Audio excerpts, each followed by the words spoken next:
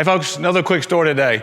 First couple weeks of Ranger School, one of the things that we went through was, it was a regular Ranger School course, but for whatever reason on this particular days, the instructors pushed things a little too hard, and I think they went a little harder than they normally do, and probably pushed the envelope a little bit, but we're going into a road march in the middle of Georgia, August, middle of the afternoon, late afternoon, it's blazing hot, and they had pushed the envelope a little bit, and the road march was not going well, and I never have problems with the road marches, I never had problems with any of the fitness requirements for Ranger School, but this particular one was really tearing me down. And for the first time during the course, I was thinking, wow, I may not make this one. A lot of guys are going down with heat casualties. A lot of guys are going down with heat stroke. I'm seeing them fall all over the place, and I am really feeling the effects.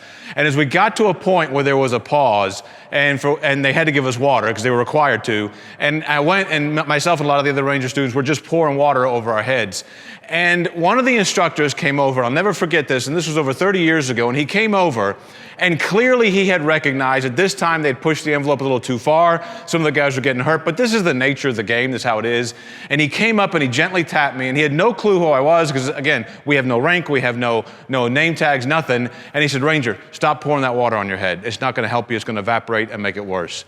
Pour it around your neck or drink it. What you need right now is you need to drink water. And at first I thought it was another instructor just messing with us.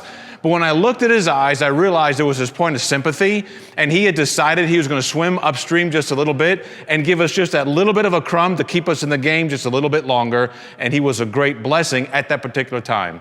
Folks, every one of us is surrounded by people, and the great thing about warriors in our tribe, or the hard thing about them, is generally speaking, we don't know when they're about to quit.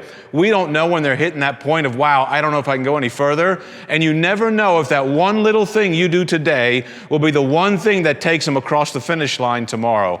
I'm gonna challenge you this week. Find that person, be that one that 30 years from now, they tell the story about you. See you next week.